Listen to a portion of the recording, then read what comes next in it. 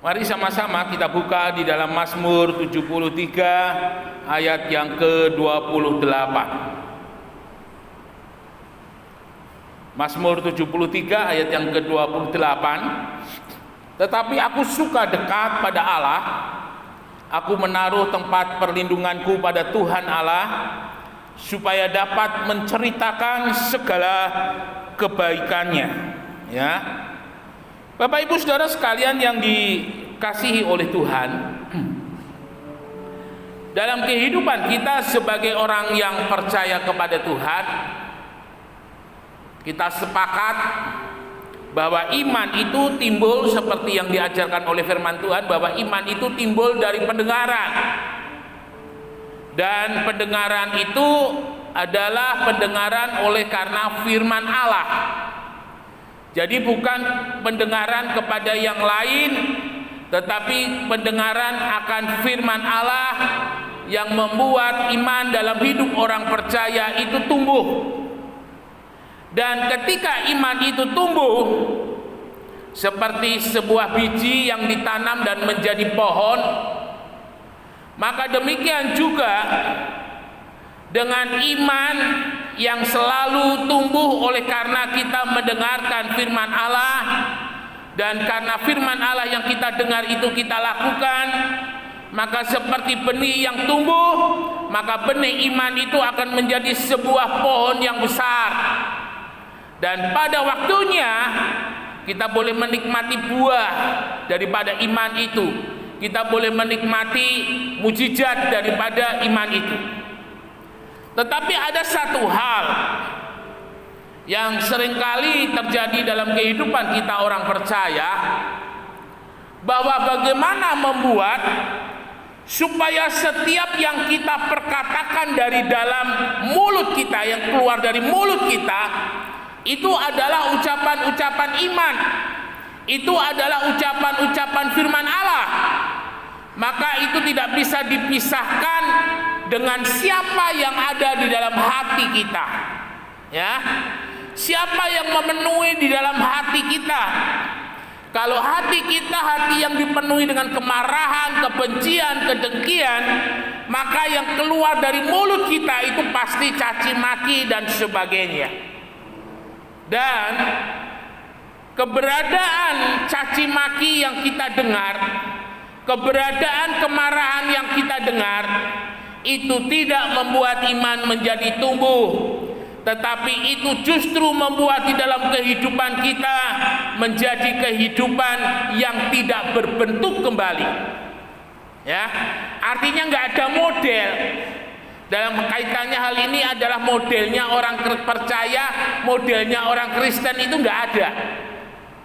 Saudara-saudara sekalian yang dikasihi oleh Tuhan, bahwa apa yang ada di dalam hati itu, ya, itu akan memancarkan kehidupan.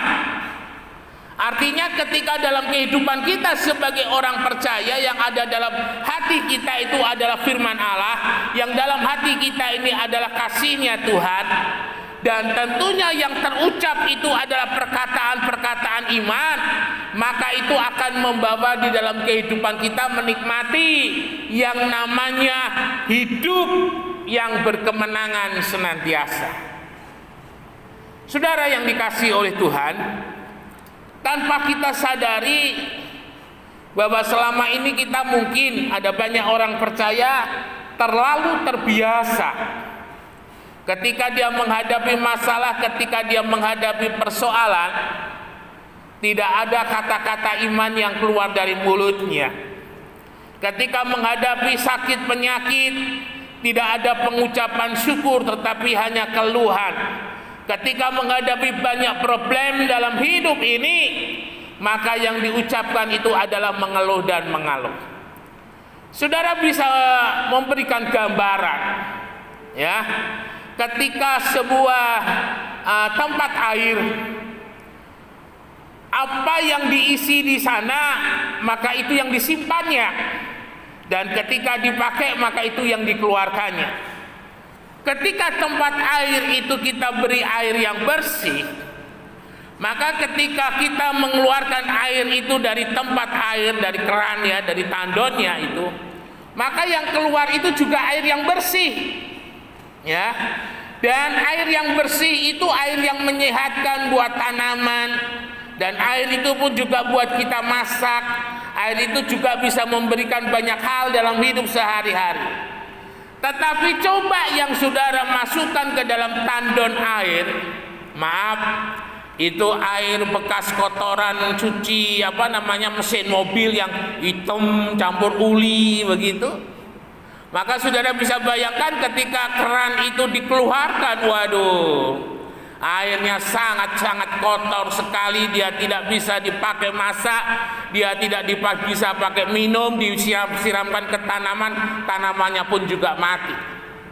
Nah, ini yang harus kita sadari bersama-sama, bahwa apa yang ada di dalam hati kita itu akan mempengaruhi ucapan, akan mempengaruhi tindakan. Saudara yang dikasihi oleh Tuhan, Daud ketika menghadapi Goliat, Daud tidak sama dengan Saul, Daud tidak sama dengan kakak-kakaknya, Daud tidak sama dengan semua prajurit daripada Israel. Ketika menghadapi Goliat yang mereka katakan takut, ya, yang mereka katakan tidak berani, yang mereka katakan sembunyi. Mengapa demikian? Karena yang ada di dalam hatinya Saul, yang ada di dalam hatinya prajurit-prajurit itu bukan Tuhan. Ya. Sehingga ketika menghadapi masalah, ketika menghadapi persoalan, maka yang keluar dari perkataannya itu justru perkataan-perkataan yang melemahkan iman. Tapi beda dengan Daud yang hatinya dekat dengan Tuhan. Ketika dia mendengar ada teriakan daripada Goliat, Daud justru menantang. Ya, Daud justru menantang bahwa dengan kata lain, apa yang dilakukan oleh Goliat itu hal yang tidak pantas dan harus dibinasakan. Mengapa Daud berani demikian? Karena ada roh Tuhan, roh Allah yang dalam hidupnya. Dan ketika Daud mengucapkan kata-kata iman, berani menghadapi Goliat, itu imannya langsung tumbuh. Imannya itu langsung naik.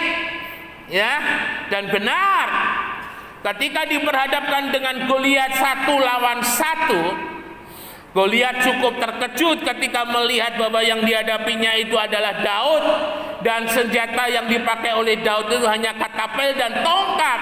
Ya. Goliat menghina Daud dan dia katakan, "Jika kamu datang berhadapan dengan aku."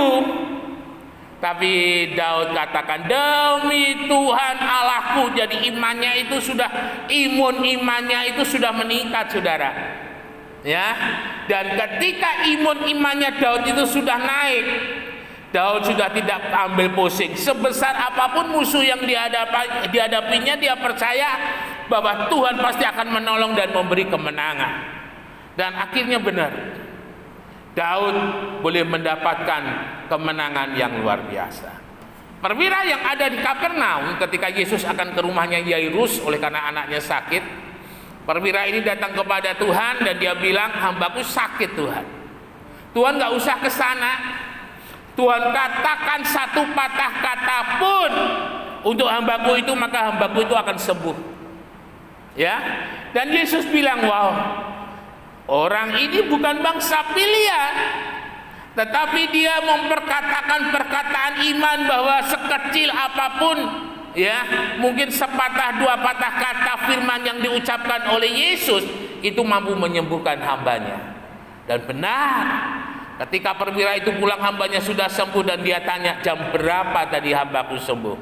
Dan dia teringat bahwa pada saat itulah dia meminta kepada Yesus untuk mengucapkan satu kata supaya hambanya itu menjadi sembuh. Bapak Ibu yang dikasihi oleh Tuhan, Immanuel, Allah yang beserta dengan kita, itu artinya penyertaan Tuhan. Jadi bukan kita yang aktif, tetapi Tuhan yang aktif. Ya. Jadi bukan kita yang datang kepada Tuhan, tetapi Tuhan yang datang kepada kita. Immanuel, Allah yang beserta dengan kita itu bersifat aktif. Ya. Tetapi pada kenyataannya, ternyata Immanuel itu tidak selalu ada di dalam setiap kehidupan orang percaya. Ada sebagian orang percaya dia menikmati Immanuel itu Allah yang turut bekerja dalam segala hal yang mendatangkan kebaikan bagi kehidupannya, itu luar biasa sekali. Ya, dialami. Tetapi ternyata ada sebagian daripada orang percaya itu dia tidak mengalami Allah yang beserta dengan kita itu seperti apa. Ya, Immanuel yang menyertai dalam segala hal yang kita kerjakan itu seperti apa? Nah, saudara-saudara yang dikasihi oleh Tuhan,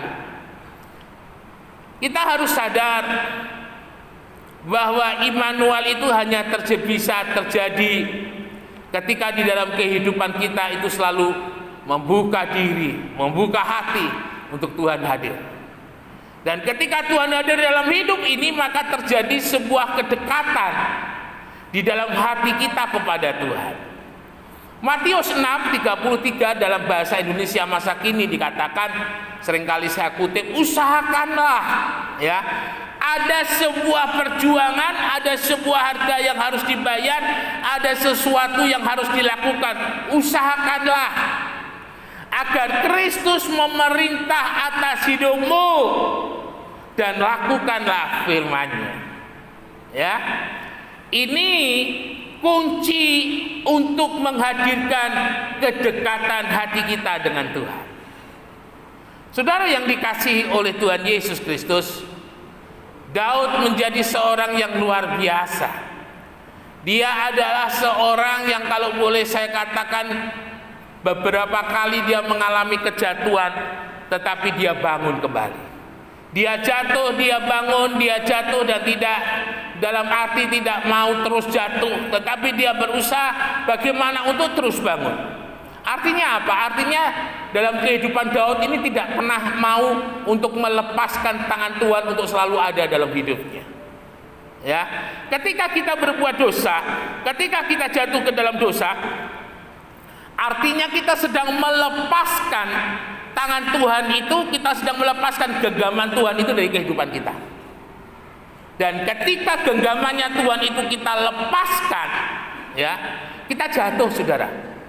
Tapi ketika kita berusaha kembali, tangan Tuhan itu nggak kemana-mana, saudara. Ternyata tangan Tuhan itu selalu ada, dan ketika kita jatuh dan kita bangun, kita bisa meraih kembali tangan itu untuk menyertai dalam kehidupan kita.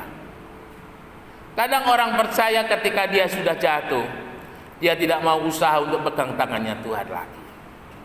Ketika dia jatuh, dia tidak mau berusaha hidup untuk dekat lagi kepada Tuhan. Dan ketika dalam kehidupan orang percaya tidak mau bangun kembali, memegang tangannya Tuhan, usaha dekat lagi dengan Tuhan, artinya apa? Dia membawa di dalam hidupnya semakin jatuh dan semakin jauh. Ya. Dan ketika semakin jatuh dan semakin jauh, saudara, kita tidak bisa menceritakan pekerjaan Tuhan yang ajaib itu dalam hidup ini. Apa yang kita saksikan? Ya, ketika kita jatuh, ketika kita jauh, tidak ada yang kita saksikan. Pekerjaan-pekerjaan Tuhan yang bagaimana? Tidak ada. Tetapi lain ketika hati kita dekat dengan Tuhan, ketika tangan kita ada di dalam genggaman tangannya Tuhan, Tuhan pasti akan menyertai dalam segala hal yang kita kerjakan. Dan ketika Tuhan menyertai, ya, dalam segala sesuatu yang kita kerjakan, pasti kebaikan yang kita terima. Dan itu menjadi kerinduan dalam kehidupan kita bersama-sama. Yang tahu hati saudara sore hari ini adalah saudara dan Tuhan. Ya, tidak ada orang yang tahu. Saudara bisa menutup-nutupi kedekatan saudara mungkin dengan banyak aksi kegiatan-kegiatan rohani, tetapi yang paling tahu hati saudara adalah saudara dan Tuhan. Ketika hati ini Tuhan tegur melalui firman-Nya sore hari ini, biarlah saudara sadar. Saudara sudah jatuh, saudara sudah jauh. Jangan jauh-jauh, jangan terus jatuh dan jauh dan jauh, menjauh dan menjauh. Artinya tidak ada tangan Tuhan yang terulur menolong, tidak ada telinga Tuhan yang mendengar. Kita berjuang dengan kekuatan manusia kita yang terbatas. kita berjuang dengan hikmat manusia yang terbatas, kita berjuang dengan kekuatan manusia yang terbatas, dan saudara tidak akan mendapatkan hasil apa-apa. Ya, kita butuh Tuhan, kita perlu Tuhan, karena Tuhan kuasanya itu melebihi keterbatasan kita, kemampuannya melebihi kekuatan kita. Itu ketika kita ada dekat dengan Tuhan, dan semuanya itu Tuhan berikan dalam hidup ini.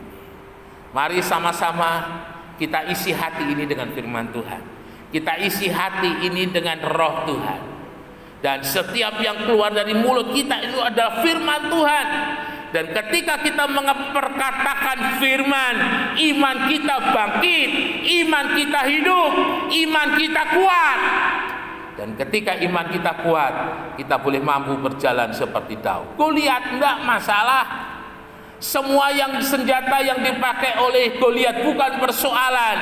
Ketika bersama dengan Tuhan, jawabannya satu: kemenangan, dan kemenangan menjadi milik kita.